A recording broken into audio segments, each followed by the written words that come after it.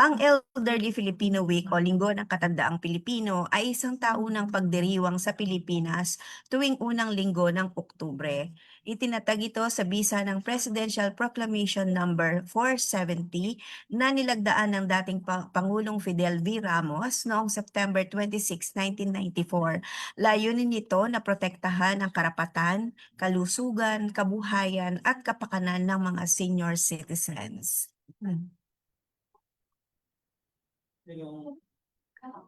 Nakashare na po ba, Ma'am Denise?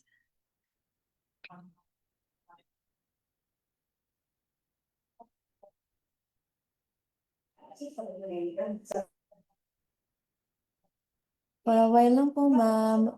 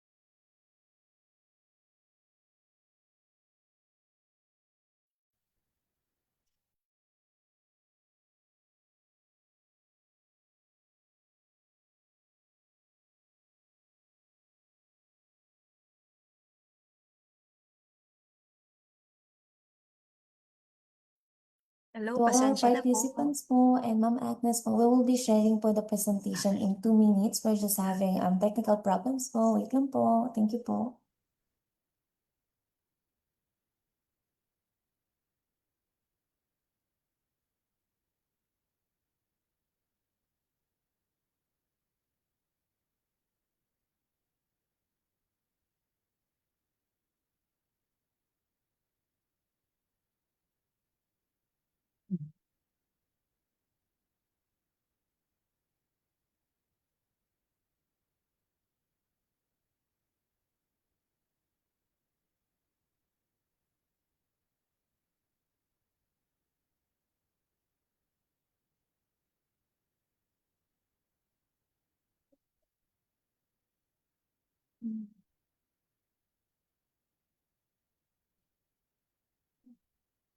Nagbigay siya ng friendly sa akin.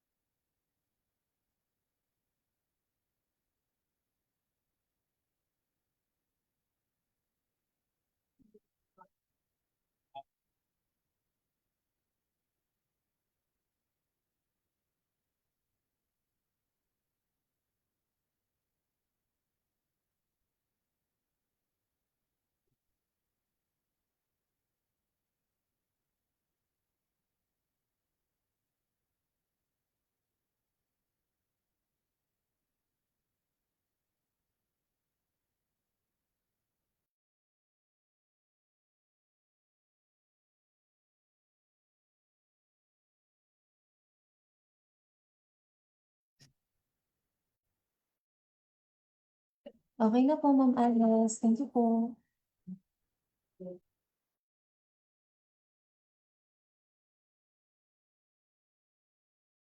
Ma'am, hindi ko siya nakikita. Yung ano, slides.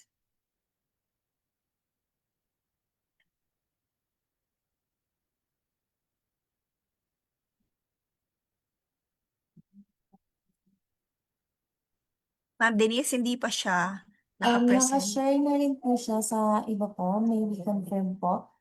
Pwede pong pa-unshare po nung current sharing din po ninyo, Ma'am Agnes. Yes po. Sa ibang participants po, visible na po ba? Ako sa akin visible. Ayan. Ayan. Visible na daw po sa ibang participants, ma'am. Siya, pero tuloy ko na lang, ma'am. Hindi ko siya nakikita eh.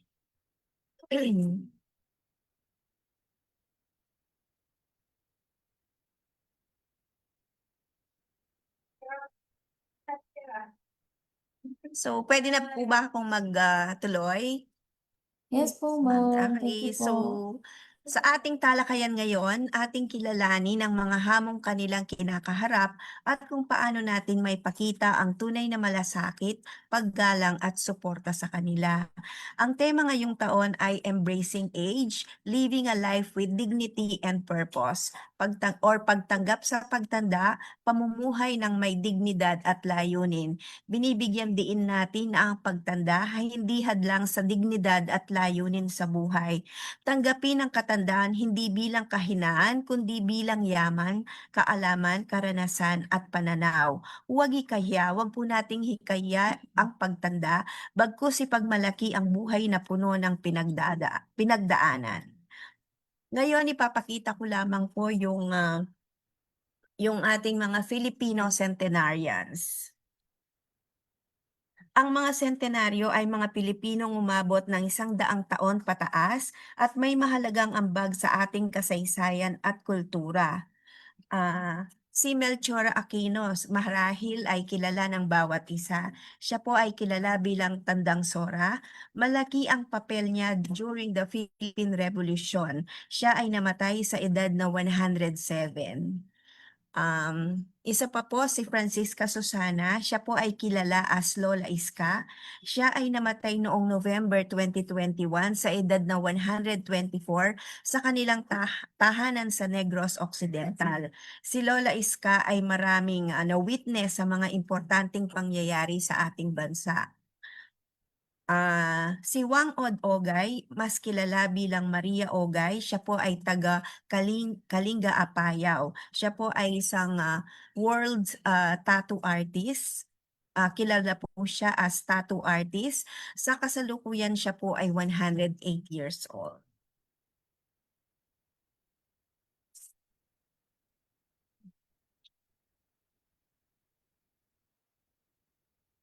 Ang pagtanda ay isang biyaya, patunay ito na nalampasan natin ang maraming hamon ng buhay. Ngunit habang tayo'y tumatanda, mas lalong nagiging mahalaga ang pag-aalaga sa ating katawan, isipan at damdamin. Hindi sapat na humaba lang ang buhay. Ang mahalaga ito ay maging malusog, masaya at makabuluhan. Ngayon gusto ko pong ibahagi pa kung paano natin maitataguyod ang kalusugan ng ating mga lolo, lola at iba pang nakatatanda sa komunidad.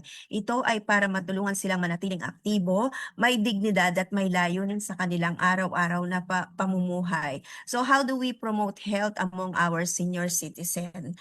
Number one is move or exercise. Sabi nga po nila, galaw-galaw para hindi agad pumanaw. Ang regular na pag-exercise po, gaya ng simpleng paglalakad, simpleng stretching o pagsumba, ay pinapalakas ang katawan. Nakakatulong ito sa pag-iwas sa alta presyon, diabetes at sakit sa puso. Pinapalakas din ito ang balanse at koordinasyon, kaya nakakaiwas sa pagkadulas o pagkahulog. Bukod sa katawan, nakakatulong din ito sa pagpapasaya ng kalooban. Number 2 is eat and hydrate. Kumain ng tama at uminom ng sapat, no? Ang wastong pagkain ay nagbibigay ng lakas, proteksyon laban sa sakit at pananatili ng tamang timbang. Mahalaga ang pagkain ng gulay, prutas at isda at pagkain mayaman sa calcium at fiber. Ang sapat na pag-inom ng tubig ay pumipigil sa dehydration, lalo na't mas madaling mauhaw ang mga matatanda. Nakakatulong ito sa maayos na pagdaloy ng dugo. Number 3 is rest and sleep or magpahinga at matulog ng sapat. Marami sa mga nakakatanda, problema na nila ito, no? Maaga silang nagigising at konti lang yung oras na nakakatulog sila. Ang sapat na tulog, at least 6 to 8 hours, ay nagbibigay ng lakas sa katawan at isipan. Tumutulong ito sa pag-ayos ng mga cells sa katawan at pagpapanatili ng malusog na immune system. Kapag kulang sa tulog, maaring makaranas ng pagkalito, iritabilidad at pagtaas ng presyon ng dugo. Ang tahimik na kapaligiran at tamang oras ng pagtulog ay mahalaga sa matatanda. Number 4 is spiritual and psychosocial well-being. Ang pagkakaroon ng pananampalataya, layunin sa buhay at suporta mula sa pamilya ay nakakatulong sa kabuuang kalusugan. Ang pakikisalamuha sa pamilya, kaibigan o komunidad ay nagpapalakas ng loob at nagbibigay saya. Nakakatulong ito sa pag-iwas sa lungkot, depresyon at pakiramdam ng pag-iisa. Ang spiritual well-being ay nagbibigay ng pag-asa, kapanatagan at pananaw sa buhay. And number 5 is periodic medical checkup or regular na pagsusuri sa kalusugan. Nakakatulong ito sa maagang pagtuklas ng mga sakit gaya ng diabetes, hypertension at iba pang chronic diseases. Maaring maagapan ng seryosong karamdaman kung ito ay na-diagnose ng maaga. Nagbibigay ito ng gabay sa tamang gamot, nutrisyon at pangangalaga sa sarili. Libre ito sa maraming mga health centers at mga pampublikong ospital para sa mga senior citizen.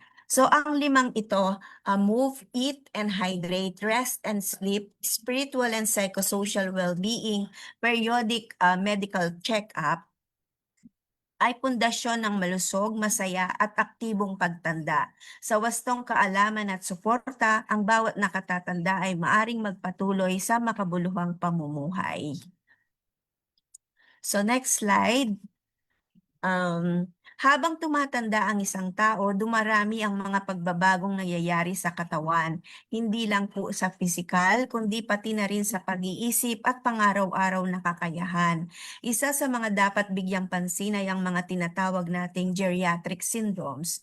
Ito ang mga karaniwang kondisyon na madalas maranasan ng mga nakatatanda at may malaking epekto sa kanilang kalusugan at kalidad ng buhay. Ang geriatric syndrome po ay mga karaniwang problema sa kalusugan ng matatanda na hindi lang galing sa isang sakit, kundi dahil sa kombinasyon ng maraming bagay gaya ng iba't ibang karamdaman, maraming iniinom na gamot, at epekto ng kapaligiran. Ang geriatric syndromes ay mga karaniwang kondisyon na kadalasang nararanasan ng mga senior citizens. Number 1 is delirium. Although hindi ko na po sila lahat isa-isahin. Delirium, ito yung biglaang pagbabago sa estado ng pag-iisip or pagkalito. Fall or yung pagkahulog, no? Problema sa balanse at panghihina ng kalamnan, no? Kaya kailangan yung mga matatanda, no? Yung mga lolo't lola natin, lalo na kapag pumunta ng CR, dapat nakaalalay tayo baka sila ay madulas or madapa. Urinary incontinence, kawalan ng kontrol sa pag-ihi, hirap na kontrolin ang paglabas ng ihi.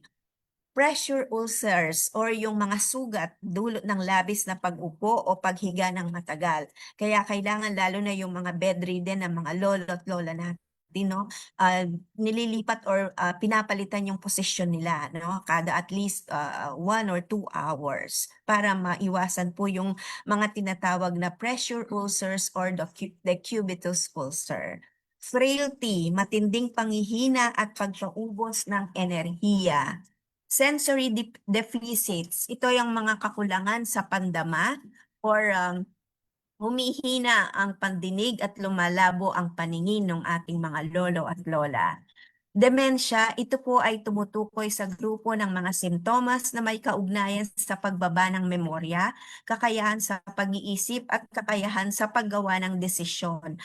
Ang demensya ay hindi isang normal na bahagi ng pagtanda at sanhi nito ng iba't ibang sakit tulad ng Alzheimer's disease, vascular dementia at iba pang neurodegenerative diseases. Ang Alzheimer's disease naman po, ito ay isang sakit na nagdudulot ng demensya o pagkawala ng cognitive functioning, pag-iisip ng tuwid, pag-alala ng mga bagay-bagay at matinong pakikipagdiskusyon. Maari ring apektado ang emosyon at personalidad ng taong may Alzheimer's. Ang sakit ay nakakaapekto sa pang-araw-araw na gawain ng isang tao. So ngayong alam na po natin yung mga iba't ibang or mga karaniwang geriatric syndromes na maaring maranasan ng mga nakatatanda, mas magiging handa tayong tumugon sa kanilang mga pangangailangan, hindi lamang sa physical kundi pati sa emotional at mental na aspeto ng kanilang kalusugan. Tandaan po natin, hindi ito bahagi ng normal na pagtanda na dapat isawalang bahala. Ang kaalaman at malasakit ay mahalagang hakbang upang manatili ang dignidad at kalidad ng buhay ng ating mga senior citizens. Kaya't bilang pamilya, tagapag-alaga o bahagi ng komunidad, tungkulin nating bantayan, unawain at alalayan ang kanilang paglalakbay sa pagtanda. Ano yung mga programa ng Department of Health para sa mga senior citizens? Number 1, yung healthy, mayroon tayong programa po, no? Sa Department of Health, ito yung Healthy and Productive Aging Program. Layunin itong itaguyod ang kalusugan at kagalingan or health and wellness ng mga nakatatanda at bawasan ng epekto ng mga degenerative at chronic na sakit. Ito yung mga batas na sinusundan po natin. Mayroon tayong RA 9257 or the Expanded Senior Citizens Act of 2003, RA 9994 or Expanded Senior Citizens Act of 2010 at RA 11223 or the Universal Healthcare Act. Ito yung mga batayan natin, no? Kasama rito ang pagsasanay para sa mga tagapagbigay ng pangunahing serbisyong pangkalusugan, screening para sa mga sakit. Kami po sa Department of Health, nagbibigay po kami ng capacity building or tinitrain yung mga health workers para mabigyan ng epektibong serbisyo yung ating mga senior citizen. Another is immunization program, libreng bakuna laban sa trangkaso or influenza at pneumonia para sa matatanda bilang bahagi ng preventive care. Screening at management chronic diseases. Ang DOH po ay nagpo-promote ng early detection para sa mga karaniwang chronic diseases, halimbawa diabetes, hypertension, sakit sa puso, pati rin ang management upang mabawasan ang paglala nito. Kasama rin dito ang cancer screening at pagsubaybay sa mga geriatric syndromes gaya ng dementia, depression, sensory deficits, incontinence at iba pa. Number 4, yung removal ng booklet requirement para sa discount sa gamot, no? Kahit nakalimutan po ng isang senior citizen ang kanyang booklet kapag bumibili siya ng gamot, no? Kailangan pong bigyan pa rin siya ng gamot kahit hindi niya dala yung booklet. Ayon sa DOH Administrative Order number 2024-0017, hindi na kinakailangan ng senior citizen na magdala ng purchase booklet para makakuha ng 20% discount sa gamot basta may valid identification at reseta kapag kinakailangan. And then, health facilities, layunin nitong gawing accessible ang mga serbisyo sa kalusugan para sa matatanda sa pamamagitan ng ng mas maayos na infrastruktura gamit ang digital health records, telehealth at kagamitan para sa pangangalaga ng matanda. Mayroon din tayong iba pang programa dito po sa Department of Health. Ito yung Puro Kalusugan. Isa sa mga programa po ito, no, ng DOH na bahagi ng kanilang 8-point action agenda na dinadala ang pangunahing serbisyong pangkalusugan sa mga purok o barangay zones, lalo na yung mga areas na hindi masyadong napupuntahan o masyadong malayo, yung mga hard to reach areas. Kasama dito ang screening, bakuna, libreng serbisyo, pangkalusugan, nutrisyon, edukasyon sa kalusugan at control sa non-communicable diseases na lahat ay mahalaga para sa mga senior citizens. Ito po, next slide, pinapakita ko lamang yung mga projected population ng mga 60 years old and above, yung ating mga senior citizen dito sa Central Luzon. Sa Central Luzon po, yung latest data ay mga senior citizen ay nasa 1,128,788. So, pangkalahatang payo po sa pangangalaga ng matatanda, mahalaga ang holistic at individualized care sa matatanda, maagang intervention, mas magandang kalidad ng buhay, papel ng pamilya, komunidad at health professionals ay napakahalaga. Yun lamang po at maraming salamat. Thank you so much po, Ma'am Agnes, for your discussion. Tama po, no? We must embrace our age and live our life with dignity and purpose. And syempre, mahalaga rin po that we move, we eat, and hydrate ourselves. We took time to have rest and sleep. And ang ating mga elders, no, it is also important to focus on our spiritual and psychosocial well-being and also have our medical check-up. So, kaugnay po nitong discussion na ito, to know more, meron po tayong mga ilang katanungan tungkol sa Filipino Elderly Week. At tatako na po tayo sa ating first questions. Maybe this is just a reiteration, no? Pero Ma'am Agnes, ano daw po ang pangunahing layunin ng pagdiriwang ng Filipino Elderly Week ngayong taon? Okay. So, ang mga pangunahing layunin ng pagdiriwang ng Filipino Elderly Week ngayong taon ay pahalagahan at kilalanin ang kontribusyon ng mga nakatatanda sa pamilya, komunidad at bansa.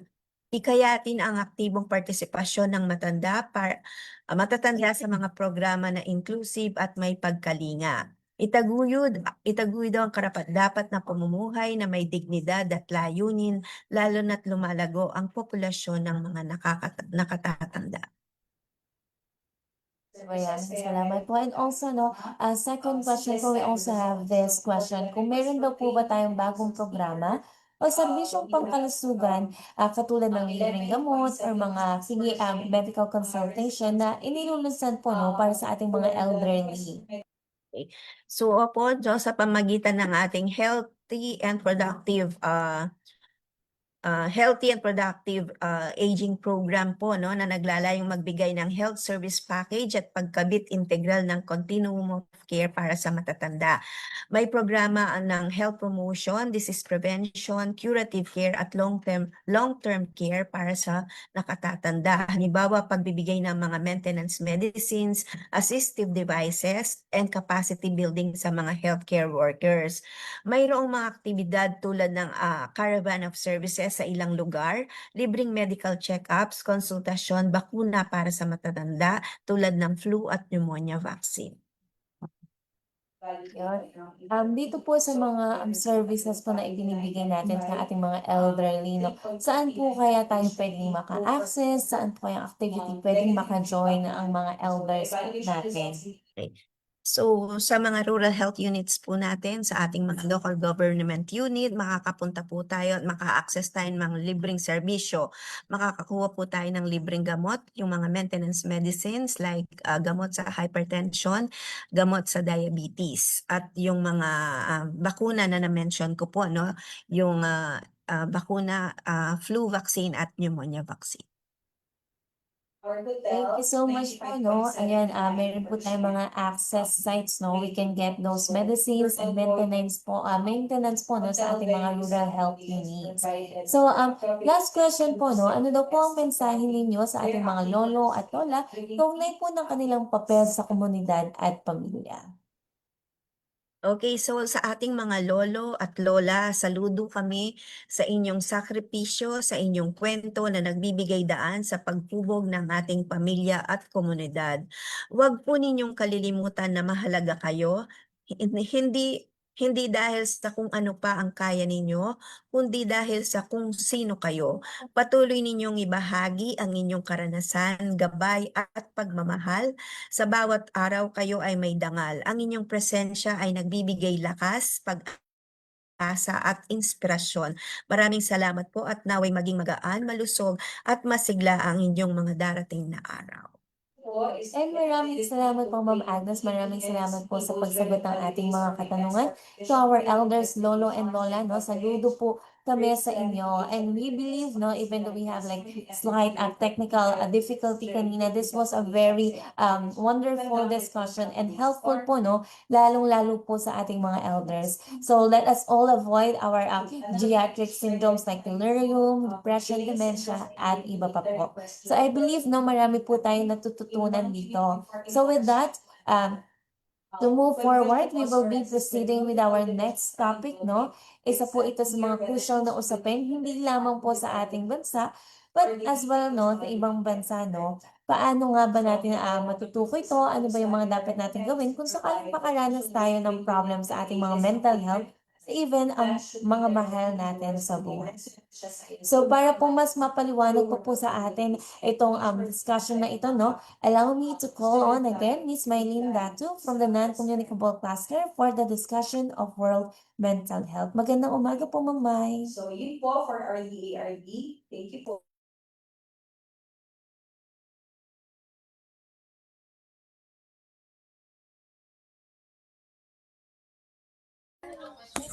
Hello po. Magandang umaga po sa lahat. Thank you, Ma'am Denise, for that introduction. Naririnig po ba ako? Yes po. Okay, okay. Okay lang po ba if paki-share na lang po yung PowerPoint presentation po, Yes Ma'am po, sige Denise? po. Thank you so much.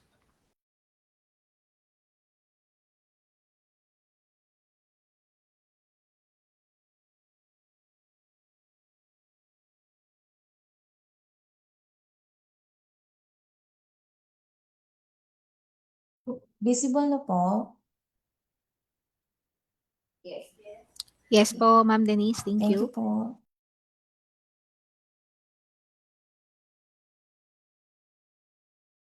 So again, no, magandang umaga po sa lahat. And I will be presenting po yung ating patungkol sa mental health, entitled Mental Health is a Human Right, a Call to Action for Central Luzon, Observing Mental Health Month for the year 2025. Next slide, please. So bago po ako mag-start, no, let us just talk about what is mental health. No? So according to the World Health Organization, mental health is a state of well-being in which the individual first realizes one's own abilities and potentials, copes adequately with the normal stresses of life, displays resilience in the face of extreme life events, works productively and fruitfully, and is able to make a positive contribution to the community. So, ang mental health po o kalusugang pangkaisipan ay tumutukoy sa pangkalahatang kagalingan ng ating emosyonal, psikolohikal at sosyal na aspeto. Ito ay hindi lamang ang kawalan ng mental illness. So, sakop nito kung paano tayo nag-iisip, nakakaramdam at kumikilos. Mahalaga ito sa lahat ng yugto ng buhay, mula po sa pagkabata natin hanggang sa pagkatanda. So ang mabuting mental health ay nangangalugan na kaya nating harapin ang mga hamon ng stress ng buhay. Nagkakaroon tayo ng kakayahang bumangon mula sa mga pagsubok, no? Also, no, nagkakaroon po tayo ng malusog na relasyon. So, nakakatulong ito sa ating pakikipag-ugnayan sa pamilya, kaibigan o komunidad. And kailangan din po yung pagiging produktibo natin. So, ibig sabihin lang ay nagbibigay ito ng kakayahang magtrabaho o mag-aral ng maayos at mag-ambag sa lipunan. At ang panghuli is maaabot natin ang ating buong potensyal. So, ibig sabihin ay tinutulungan tayo nitong maging kontento at masaya sa buhay. So, meron din tayong tinatawag na psychological dimensions, no? Para mas maintindihan natin ano po ba ang mental health. So, apat po ito. First is the self-image, no? paano po ba natin tinitingnan yung ating sarili, no? Um, Second is resiliency. So pag sinabing resiliency, it is your ability to bounce back from a crisis or a very hard situation. And next is productivity and creativity and sense of purpose. Yan. So next slide please. So this October po, we joined the entire world in observing World Mental Health Month with a special focus on World Mental Health Day every October 10. So last Friday po, no, yung ating World Mental Health Day. But what does this day really mean for us? So it's more than just a date on a calendar. It's a global movement to raise awareness, to fight against stigma, and to remind ourselves and our leaders that mental health is a fundamental human right. It's a powerful call to recognize that there is no health without mental health. Next slide, please. So here in the Philippines po, this observance is incredibly important. It gives us a platform to amplify the conversation around mental health.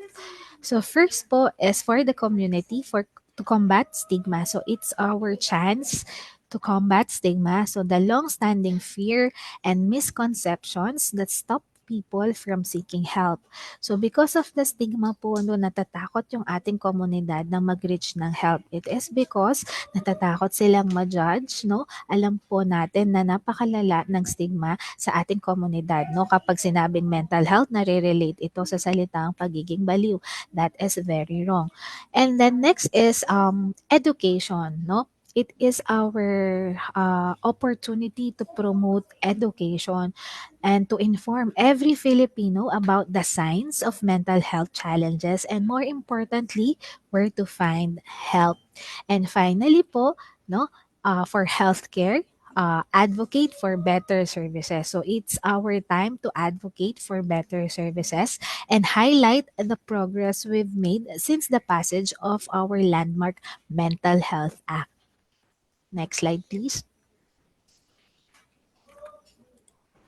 So every year there is a global theme, and for 2025 po, the theme is access to services, mental health in catastrophes and emergencies. Next slide po.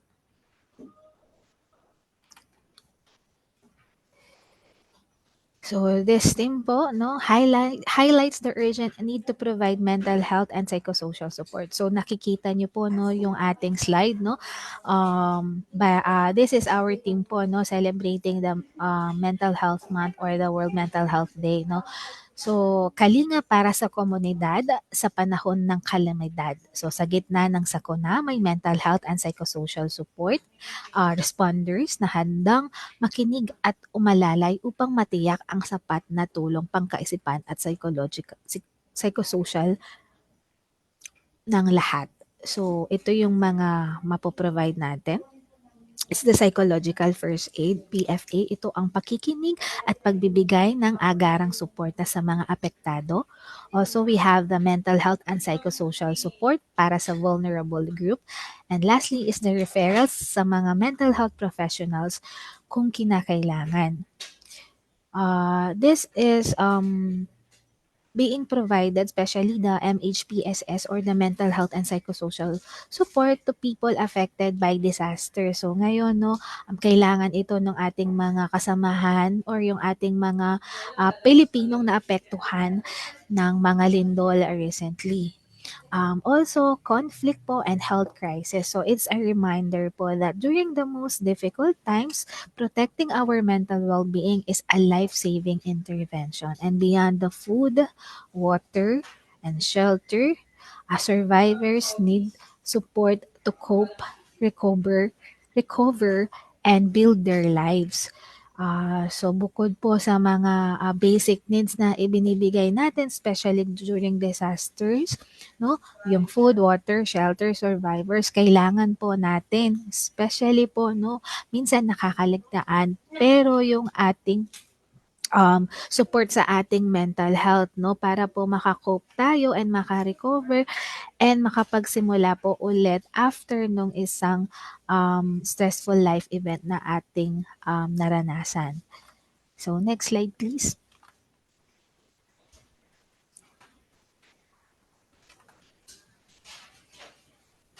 Next slide please po. Ayan.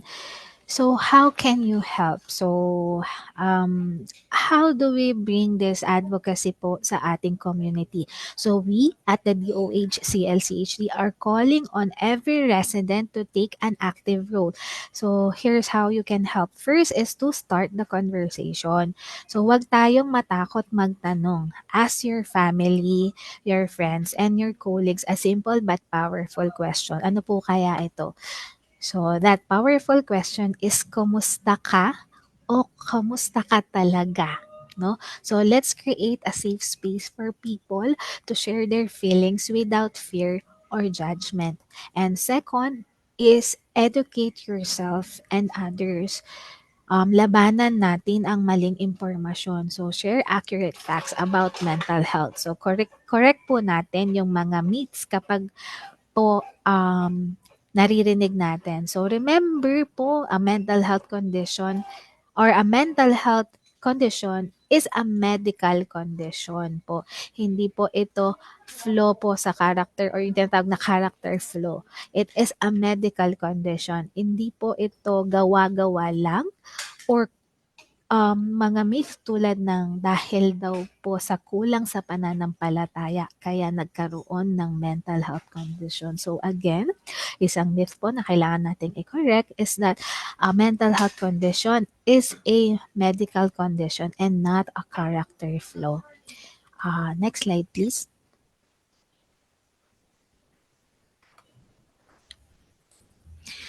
So, third and most importantly po is know where to find help. Ang tulong po ay abot kamay at hindi kailangan tong maging mahal or expensive. So for consultation, we have the rural health units with MHGAP trained healthcare providers. So sa mga hindi nakakaalam, ang DOH po ay nagtitrain ng mga healthcare providers kasama na ang mga doktor, nurses, midwives o iba pang sakop ng health, no, ang ating mga health allied, no. So your local rural health unit po, ito po yung first stop natin kasi libre po ang konsultasyon, no? And next is for free medicine. So inquire about our medicine access program for mental health at the DOH hospitals and accredited health centers. So currently we have 112 access sites o yung ating mga RHs and hospitals po na nagbibigay ng libreng gamot. So please inquire po if under sila ng Medicine Access Program for Mental Health kasi nandoon po yung mga gamot na libre for mental health. And for immediate support at kung kailangan ninyo ng agarang kausap, please save this number. It's 1553, no? This is the National Center for Mental Health Crisis Hotline. So it's free 24/7 and confidential po. So and finally po, practice self-care. So your own mental health matters. So take time to rest po, to breathe, and to seek help for yourself when you need it. Next slide, please.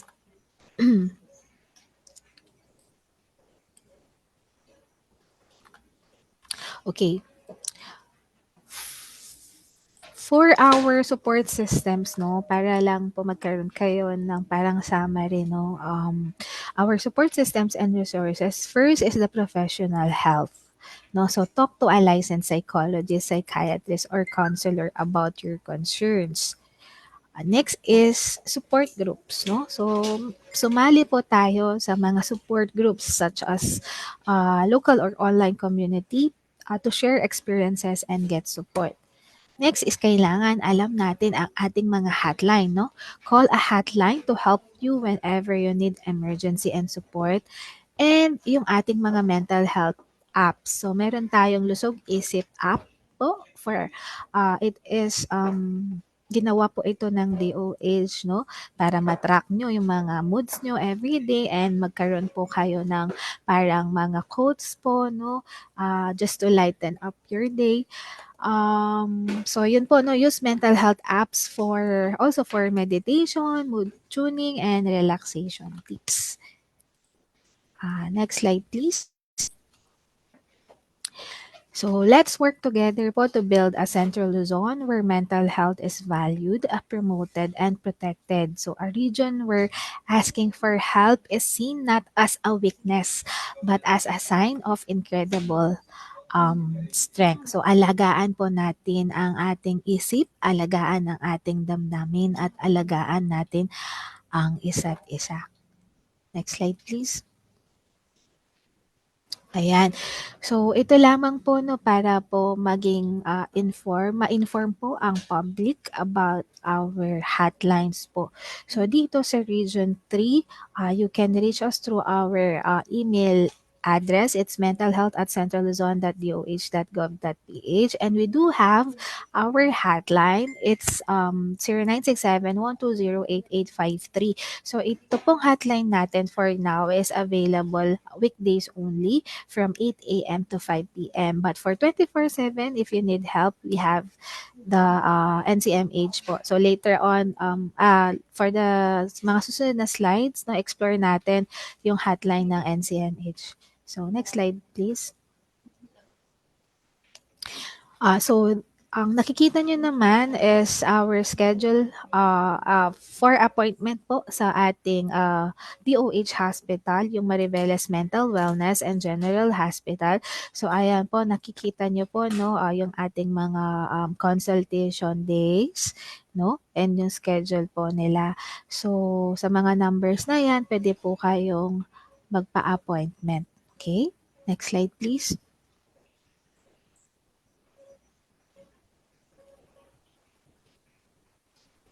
Okay. So ito po, no, when to call the NCMH crisis hotline. So nabanggit ko kanina yung kanilang number, no.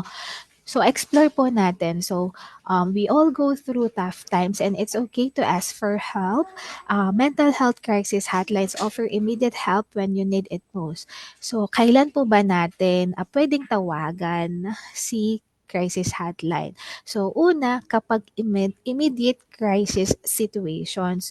So first is thinking about suicide, no? Kung kayo ay nag-iisip na saktan yung sarili nyo or pagpapakamatay, no po, pwede nyo munang tawagan, no? Tawagan natin ang crisis hotline para matulungan po kayo. Then, wanting to hurt yourself or others, intense emotional distress, no? Kapag hindi nyo na mapigilan ang inyong emotion, please call the hotline. Next is psychiatric emergencies and experience or witness a traumatic situation. So kung kayo man po ay naka-experience or naka-witness ng isang traumatic situation at palagay nyo po o ay nakakabagabag na po ito sa inyo, no? Tawag lang po kayo sa hotline. Also, concerns about others. So, if you're worried about someone's suicidal intentions or concerned about a loved one's mental health or need guidance supporting someone in crisis, you can call the hotline. And of course, ongoing support needs for managing chronic mental health conditions, dealing with emotional distress, and struggling with substance use concerns. So kasama po dito kapag kayo po ay nag-struggle na po with substance use concerns, no po, pwede niyo po itong tawagan. Next slide, please.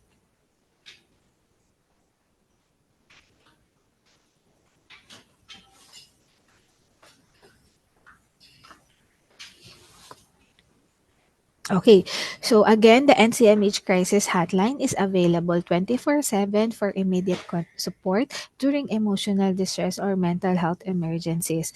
So, pwede nyo po siyang tawagan, dial 1553 nationwide landline toll-free or sa atin dito sa Pampanga, 02 po, no? 02, then 1553. Or yung ating for smart NTNT subscribers, ayan, a one-time charge of 750 7.50 will be applied per call. So, pwede nyo ring tawagan yung 1-800-1888-1553. And then, meron po tayong pang Smart TNT and for Globe. Ayan. So, please save this hotline numbers. Next slide, please. So, just to end my presentation, no, i-leave ko po kayo with an inspiring quote. People start to heal the moment they feel heard. Next po. Remember to take care of yourself too. You cannot pour from an empty cup. Next slide.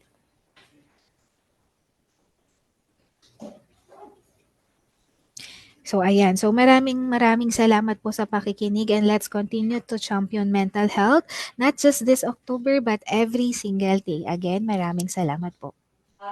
And maraming salamat po, Ma'am Marilyn, no? And thank you for sharing po na ang mental health ay tumutukoy, no, sa pangkalahatang kalusugan, overall well-being, no, kung saan sakop nito kung paano tayo nag-iisip, nakakaramdam at kumikilos. So also thank you for sharing our interventions and maganda po yung mga online consultations, no, and training our health workers. So gaya po ng kanina, tayo po ay tutuloy na rin po, no, sa ating mga katanungan mula sa ating mga video partners and also sa ating mga viewers from Facebook. So for the first question po, meron po tayong ditong tanong na kung meron daw po bang karaniwang dahilan or risk factors sa pagkakaroon po ng mental health problem.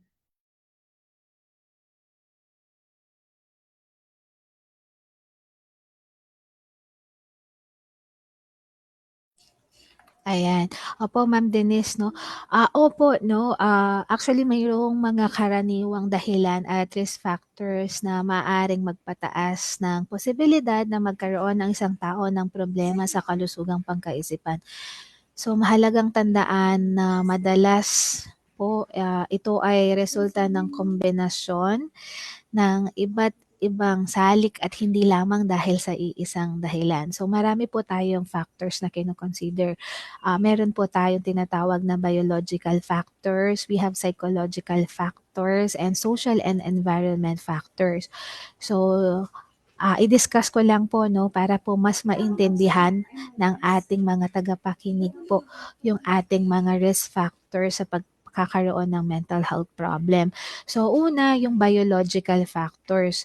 So ito ay may kinalaman sa physical na aspeto ng ating katawan at utak, no? So pwede po genetics, so tama, no? Pwede po itong mamana. So kung may kasaysayan ng mental health condition sa pamilya, halimbawa yung magulang mo o kapatid ay may mental health condition, maaaring mas mataas ang tsansa na magkaroon din nito ang isang tao. Pero hindi po ito nangangahulugan na sigurado or automatic po na magkakaroon. Ngunit mas mataas lang po ang posibilidad. Next po, under biological factors, yung tinatawag natin na brain chemistry. So, hindi po balanse yung level ng mga neurotransmitter sa ating utak. So, ito ay ang neurotransmitters po, ito yung mga chemical sa utak tulad ng serotonin at dopamine. So, ito po ay maaaring maging sanhi ng mga kondisyon tulad po ng depression at anxiety, no? Also, pwede nating i-consider under biological factors yung brain injury. So, isang traumatic event sa brain ay maaring magdulot po ng pagbabago sa emosyon at pag-iisip. And kasama din po sa ating biological factors yung substance abuse, no? Katulad ng drugs and alcohol. So, ang paggamit po ng ipinagbabawal na gamot at labis na pag-inom ng alak ay maaaring makasira sa utak at maging sanhi ng mga problema sa mental health. And also yung pangalawa, no, nabanggit ko na yung mga biological factors. Meron din po tayong tinatawag na psychological factors. So ito naman ay may kinalaman sa ating pag-iisip, emosyon at mga personal na karanasan.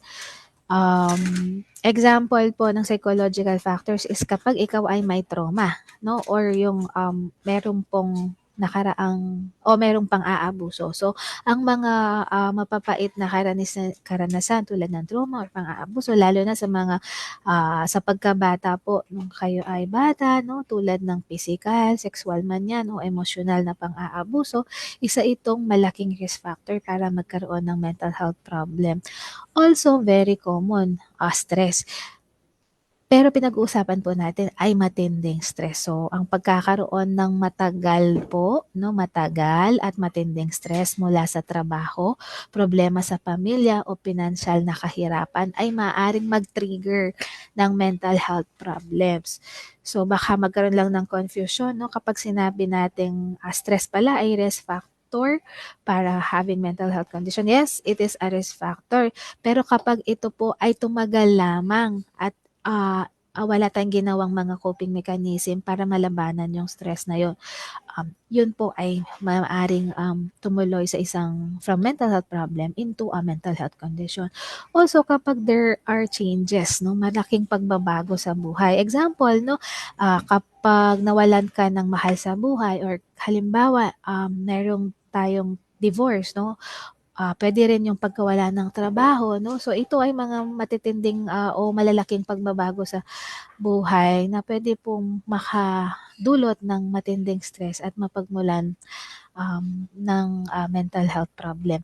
Also, kapag nagkakaroon tayo ng low self-esteem, no? So, yung mababang pagtingin sa sarili at pakiramdam na parang walang halaga, no? Lagi nating iniisip, wala kang kwenta, walang halaga. Pwede po itong maging sanhi at sintomas ng ilang mental health condition. At lastly po, yung ating social and environment factors. So, ito ay tumutukoy sa mga panlabas na factors na nakakaapekto sa atin. So, pwede yan kahirapan po o yung problema sa pera, pwede rin pong discrimination at stigma, social isolation, pwede rin po also yung karahasan from the community and influensya ng ating kultura. So, yun po Ma'am Denise, yung ating mga risk factors. Sana mas naintindihan ng ating mga tagapakinig. Maraming salamat po, Ma'am Maylina. So nakita po natin, nalaman po natin na marami palang risk factors na kailangan aware tayo at kailangan po i-consider, no? So thank you so much po for sharing that, Ma'am Maylin, no? Follow-up questions po, no? Meron daw po ba tayong, or related questions po dun sa una, meron daw po ba tayong mga listahan po ng ating mga health centers or healthcare providers na may doktor po or eksperto po para sa mental health? Yes po 'no. So, currently 'no na, umuunlad na umuunlad na po yung ating pagbibigay serbisyo patungkol sa mental health. So, sa DOH, we have DOH hospitals such as the Jose Bilingan Memorial and General Hospital. They offer mental health services there. We have the Maribelas Mental Wellness and General Hospital and also yung ating Paulino J. Garcia, no? So yung three DOH hospitals natin na nag-o-offer ng admission and mental health services for outpatient. Si Johnny Villanueva nag-o-offer na din. Si Bataan General Hospital also offers outpatient. And also yung ating mga TRC or mga Treatment Rehabilitation Center are now offering mental health services as well. And na-share ko doon sa ating link yung directory for our access sites, no? Pwede sigurong i-share sa crowd. So ito po ay ang directory po ng mental health access sites as of 2024. So we are updating it po, no? Siguro mga fourth quarter para lang makumpleto yung sa 2025.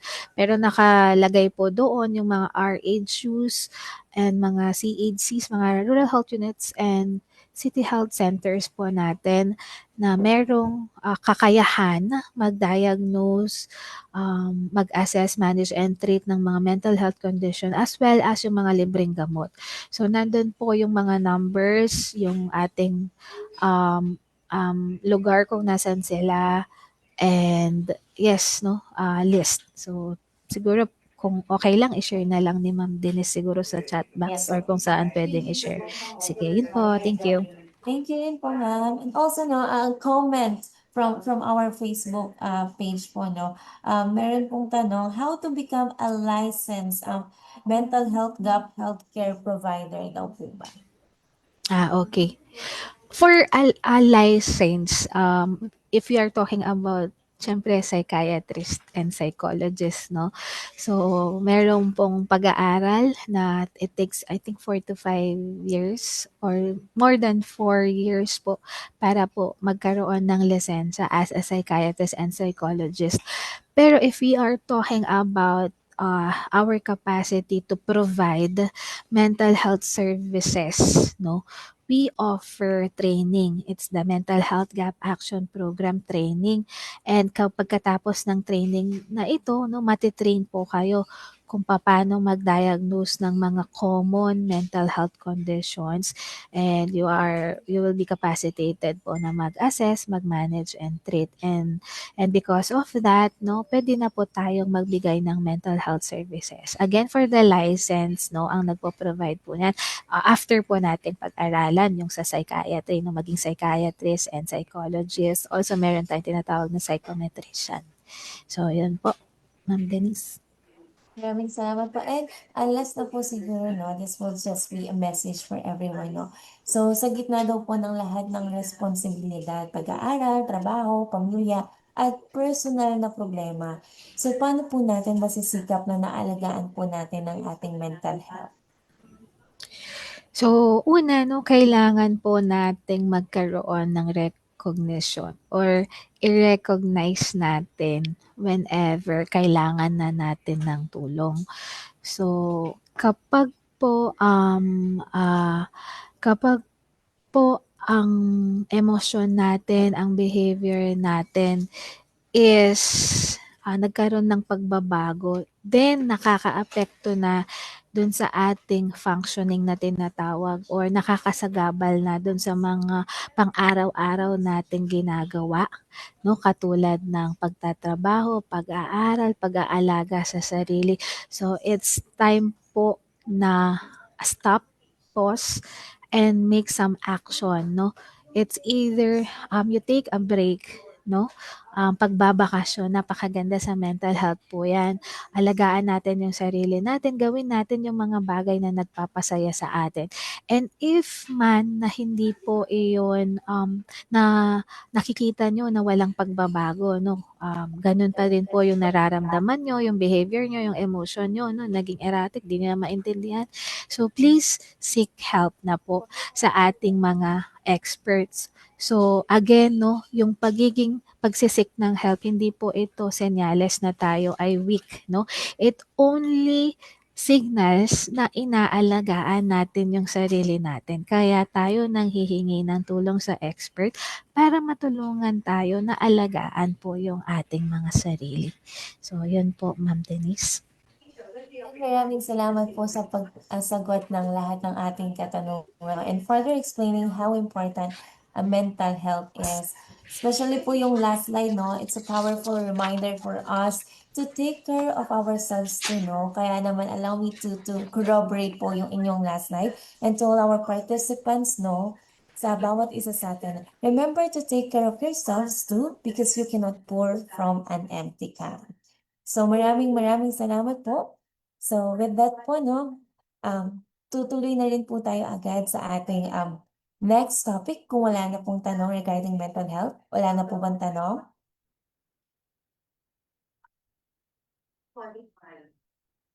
Yeah. So with that, we'll be proceeding, no?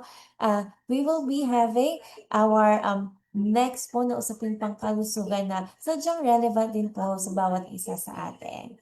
So alam naman po natin sa mga unang araw pa lamang ng buhay ng isang sanggol, napakalaga po na ay agad nating matiyak ang kanyang kalusugan. So dito po pumapasok ang kahalagahan ng newborn screening. So with that po, no, we will be calling Miss Jane Canlas upang mabigyan po tayo ng linaw tungkol sa topic na ito. Magandang umaga po. Hi, good morning po, Ma'am Denise, and all the attendees po na dito sa ating Healthy Tips Kalusugan Mausap tayo. Good morning po. Am I sound loud and clear po? Yes po. Alright, next slide po.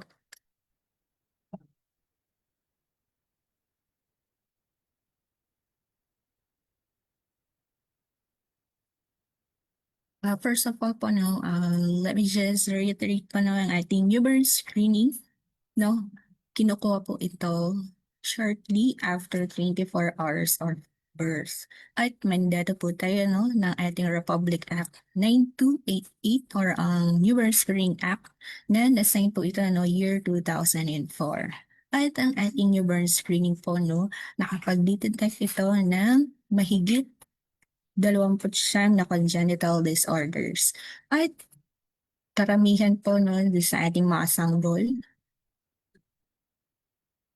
look normal at birth, pero kapag ginamit po natin ng ating NBS, madidetect po natin agad kung meron po silang negative or may positibong resulta doon sa ating newborn screening.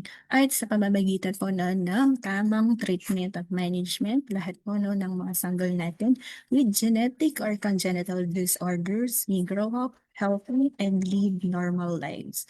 At ang ating expanded newborn screening po no, included ito sa ating PhilHealth Newborn Care Package. So sa lahat po no, ng mga miyembro sa PhilHealth, ang inyong newborn screening ay libre po. Covered po ito ng ating PhilHealth. Next slide. At of course, no, sa Proclamation number 540, dinideklara po natin ang newborn screening week tuwing first week of October every year.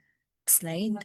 At ang ating tema po no, for this year, 2025, Nay, Tay, ipa-newborn screening niyo ako. Kalusugan ni baby ay i-prioritize para sa malusog na kinabukasan. Ang NBS ay isang simpleng test ng dugo upang malaman kung may congenital disorders si baby.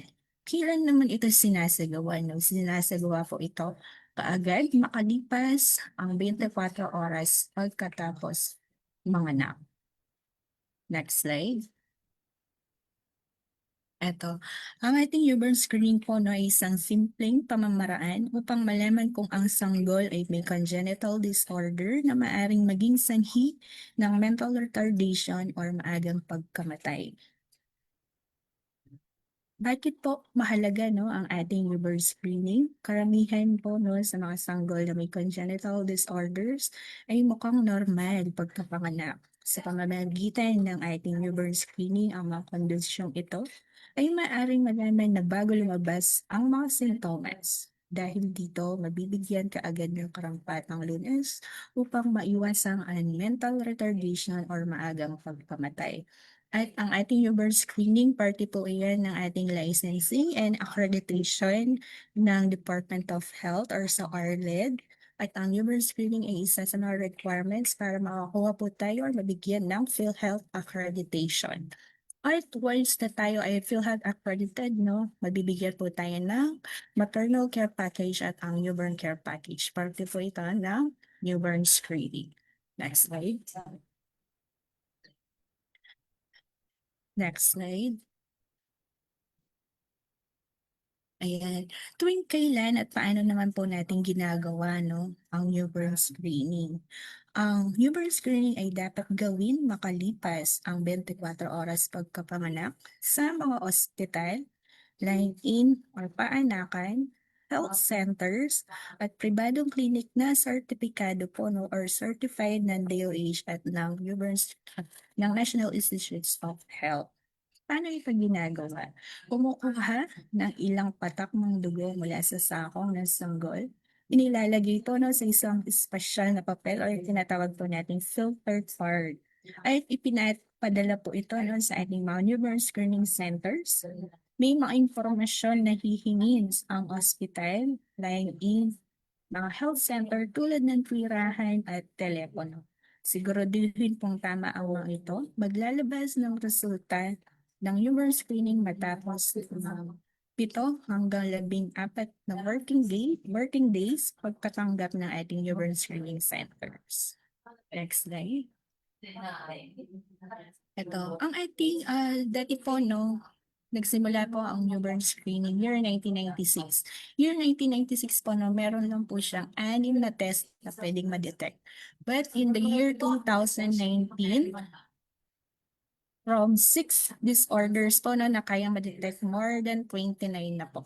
at tinawag po natin itong expanded newborn screening. So, showing you po on the next slide, yung mga iba't iba po nating disorders. Next slide po. Ayan.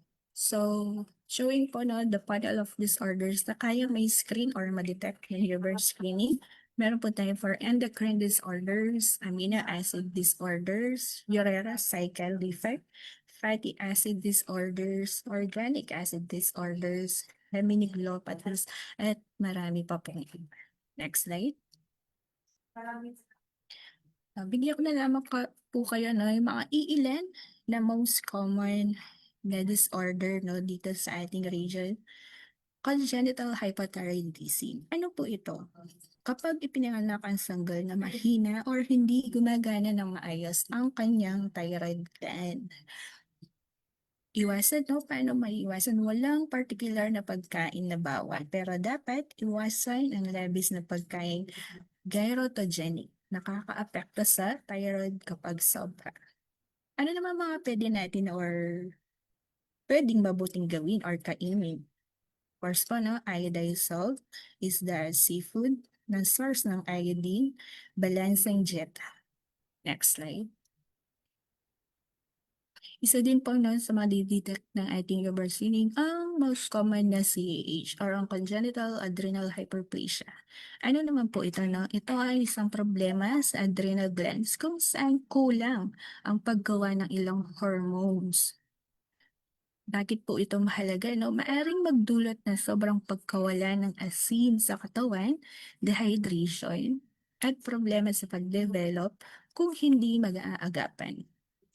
Paano po maiiwasan? Wala namang particular na bawal pero dapat sundin po ang payo ng doktor sa salt intake at hydration. Ano yung mga pwede mabuting gawin po na pagkain, karaniwang pagkain sa bahay, maalat na pagkain kung inirekomenda ng doktor, at sapat na tubig. Next slide. Ito din po most common na disorder dito sa Region 3 ang ating MSUD or ang maple syrup urine disease. Ano naman po ang MSUD? Ito ay isang metabolic disorder kung saan hindi kayang tunawin ng katawan ng sanggol ang ilang uri ng amino acid. Particular po dito yung ating mga leucine, isoleucine, valine, na karaniwang nakukuha sa pagkain.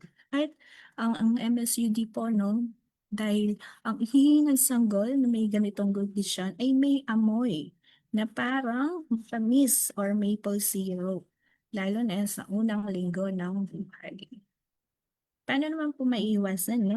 Iwasan po natin kumain ng mga ating fava beans, balatong or broad beans, mapait na pakwan, methylated oils, mga iilang gamot tulad ng sulfa drugs, aspirin, at anti-malarials.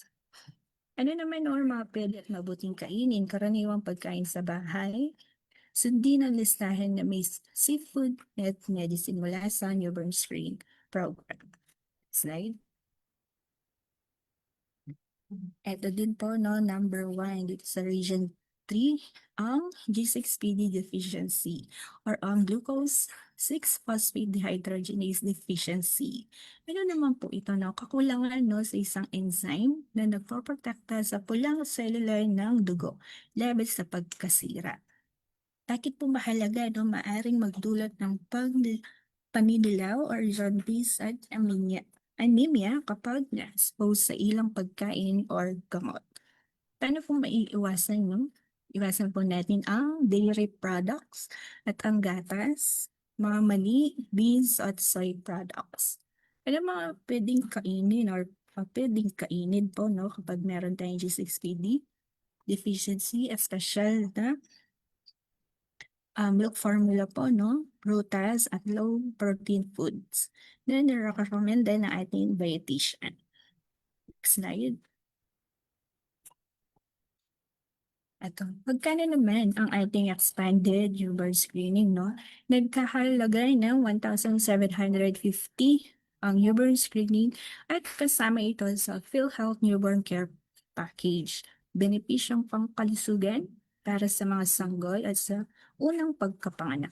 At ang pwede lang po, no, maximum allowable collection fee ng isang newborn screening facility is 50 pesos. Pero kapag tayo po ay bibili, no, sa ating mga newborn screening centers, ang ating NBS specimen collection kit, nagkakahalaga po yan ng 1,750 lang.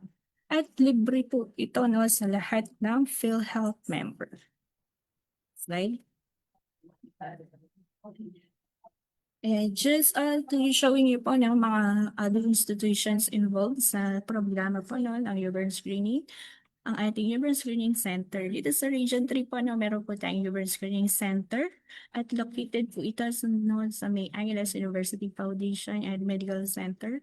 Ito po, no, kung saan tayo bumibili ng mga filter card at kung saan po natin pinapadala lahat ng mga filter card po natin. Meron din po silang short-term clinic kung saan po, no, yung mga na-screen with positive results na sanggol sila po, no, ang tumatawag sa ating mga newborn screening facilities upang ibigay yung resulta ng ating mga NBS. Next slide. Ayan po, no, showing you kung may mga concerns po kayo sa ating newborn screening center Central Luzon, you may contact them po through their email. And if may mga patient concern or administrative concerns po kayo, no, ayan po ang kanilang mga contact details na pwede nyo pong tawagan. Next slide. Ito naman, no, another institutions involved po na sa ating newborn screening, ang mga continuity clinic. Dito po sa Region 3, meron na po tayong 4 na continuity clinic. Ano naman po, no, yung ating mga continuity clinic? Ang mga continuity clinic po, no, sila po yung mga facility, yung ating mga clinic po, no, na based sa tertiary hospital. No, sila po ang nangangalaga sa lahat ng mga kumpirmado or positibong mga pasyente po natin dito sa region. Next slide.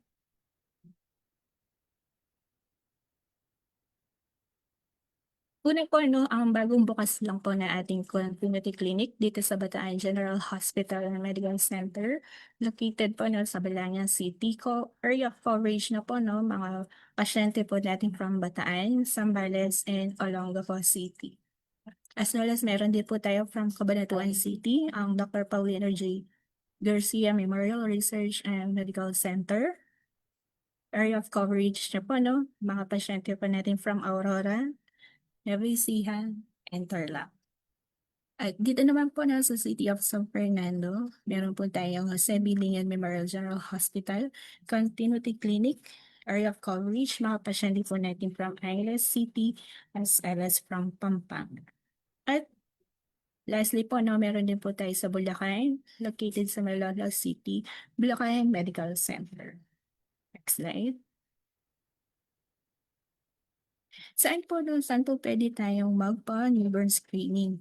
Lahat po ng mga facility or mga newborn screening facilities natin na tinatawag po natin silang NSF. Sila po yung mga nag-o-offer ng newborn screening services. Mga hospital, birthing facilities, line-in clinics, mga RHUs or CHUs po natin. Slide. And sa buong Pilipinas po, no, nationwide, we have more than 7,000 newborn screening facilities at ang ating newborn screening is available nationwide. Sa dami po, no, ng ating mga services, dapat po na wala pong bata maiiwan at hindi newborn screening. Next slide. Ano naman po, no, yung mga programa, no, ng ating departamento dito sa region? Of course po, no, ang ating programa, we conduct capacity building sa mga trainings po natin, no, sa lahat ng mga health workers, katulad ng mga doctor, nurse, midwife, at medtechs. Advocacy activities din po na meron ang ating programa. And then, of course, no, sa mga recall of newborns po natin that requiring repeat and confirmatory testing, medical assistance, no, nagbibigay din po ang ating DOH. as well as yung ating transportation assistance. Kapag po may consultation or scheduled consultation, ang ating mga confirmed newborns. And of course, no, we do have collaboration with other stakeholders for strengthened implementation. Next slide.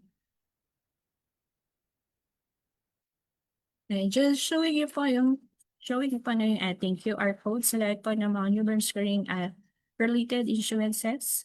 Ayan, maaari mo pong puntahan.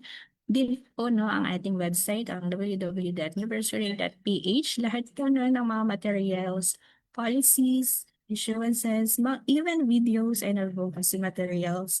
And yung ating pink brochure, no, lahat po all about NBS nandyan na po no, sa ating website. And also, meron din po tayong QR code dyan na lahat na mga related to issuances, the newborn screening made by the DOH. Next slide. Yan, if may mga katanungan po kayo, no, show you our contact details here in the Central Luzon Center for Health Development. Kasama po natin na sa programa si Mark Carvin Ramos, ang ating follow-up leaders. Next slide. Ayan, just to give you a few takeaway message pa, no?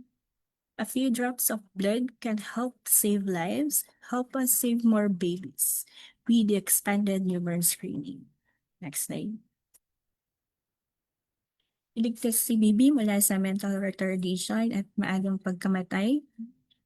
Ipa-newborn screening si baby. Sana po no, lahat ng mga bata, lahat ng mga sanggol, hindi lang po no, dito sa Region 3 at sa buong Pilipinas, mabigyan po natin or makuhanan po natin ng newborn screening. Dahil ang newborn screening po, no, libre po ito sa lahat ng mga PhilHealth members. At yun lamang po. Thank you. Maraming salamat po, Ma'am Jean. Maraming salamat po sa malinaw at makabuluhang pagbabahagi no, ng inyong discussion. So, tunay nga po na ang kaalaman tungkol sa newborn screening ay hindi lamang para sa mga magulang. It is for all, no, sa buong komunidad upang masiguro po na malusog din po ang kinabukasan ng ating mga bagong silang na sanggol because we want to ensure no, na wala pong sanggol ang maiiwan. So with that po, no, we will be having our questions na ipinadala po sa atin ng ating mga partners. So for the first questions po, do, nabanggit na rin po ito kanina, no? Ilang sakit po ang kasalukuyang nasasakla ng expanded newborn screening at paano po daw ito naiiba sa basic NBS? Yes po, no. Kagaya po na nabanggit po natin kanina, nagsimula po ang newborn screening year 1996. At year 1996 hanggang 2018, anim na test pa lamang po, no, or mga disorders ang kaya niyang i-detect. But in the year 2019 and current po na presently, kaya na pong ma-detect no, na mahigit 29 na disorders. At napakita na rin po natin kanina yung mga group or mga panel of disorders na kaya pong i-detect no, sa pamamagitan ng newborn screening. And paano po isinasagawa ang mga newborn screening sa ating mga rural health units at birthing facilities po dito sa Central Luzon? Yes po, no. Paano nga ba ginagawa or sinasagawa ang newborn screening no, sa mga health centers po natin or dito sa Region 3? Dapat po no, ang ating health center or yung ating mga newborn screening facilities i-certificado po no, or certified or meron po silang certificate of newborn screening galing sa newborn screening reference center or yung tinatawag po nating NBS certificate. If ang ating newborn screening facility is meron po nito, no, pwede na po siyang mag-offer or magbigay ng newborn screening services. At kumukuha po no, ng iilang patak ng dugo sa sakong ng sanggol at inilalagay po ito no, sa isang filter card at pinapadala po natin itong filter card sa lahat sa ating newborn screening centers. At maglalabas po no, ng resulta ang LBS pagkatapos ng 7 to 14 working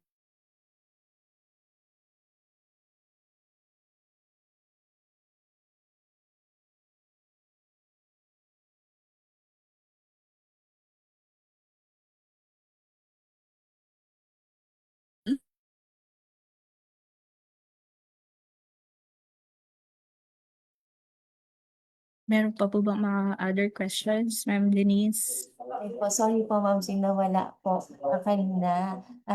Sige po ma'am. Thank you so much po no for answering our questions no.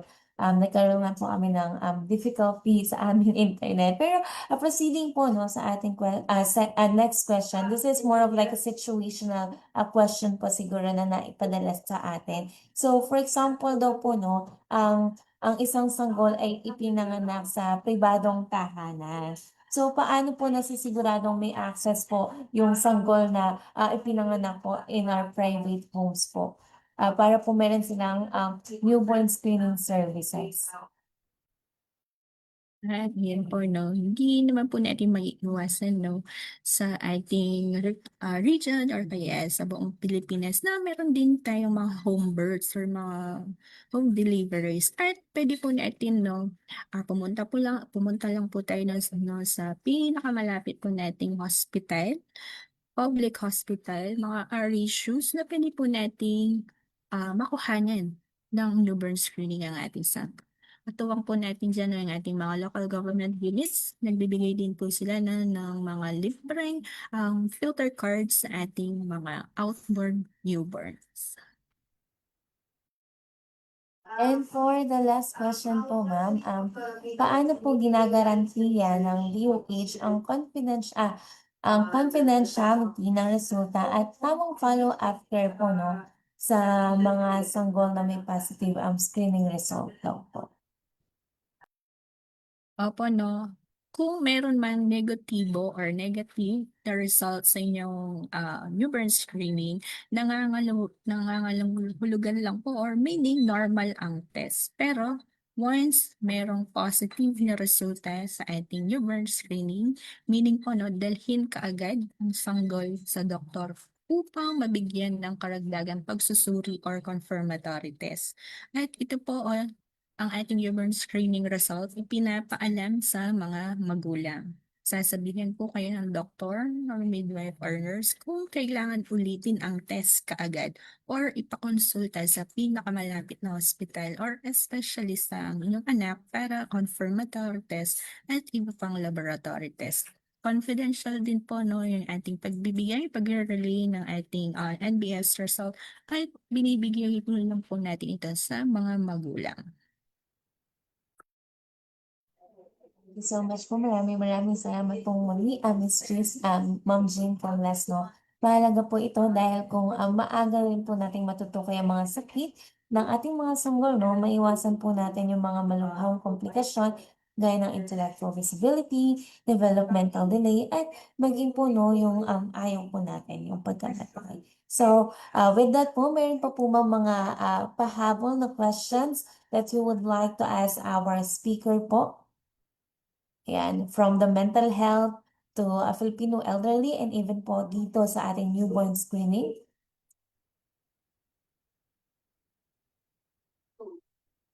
Ayan, so mukhang wala naman na pong additional questions, no? Or if meron man po, no, you can just email po our cmu@centralzone.doh.gov.ph and we will be answering po, no, your emails. So, maraming salamat po muli sa ating mga naging resource speaker po sa umagang ito. Miss Agnes Alipio, our Senior Health Program Officer, and Miss Mylene Datu, our nursery mula sa Non-Communicable Disease Cluster.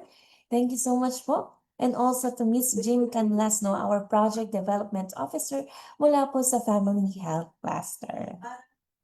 So umaasa po kami at naniniwala po kami no, na sa pamamagitan ng mga ganitong discussion ay makakatulong po tayo sa bawat isa and even sa community to disseminate health information. So with that po no, as we come to to the end of our discussion, may I invite everyone po no, to please open their camera for us to have our photo opportunity.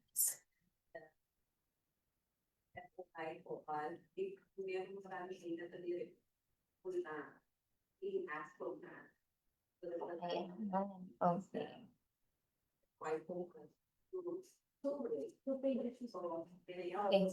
We have 2 pages on the screen po, no? So, for our first page, hindi po natin alam kung saan tayo page, pero give us your best smile.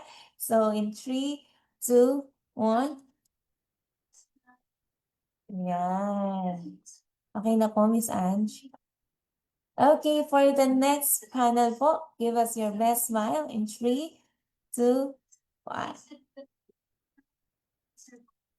Yan, maraming salamat po. Also, our evaluation form po, no, ay nakalagay po sa ating chat box. So please evaluate, fill out our evaluation form so we know which and what to improve. Give us your feedbacks po. And you can also comment po, no, the next topic that you would like us to discuss.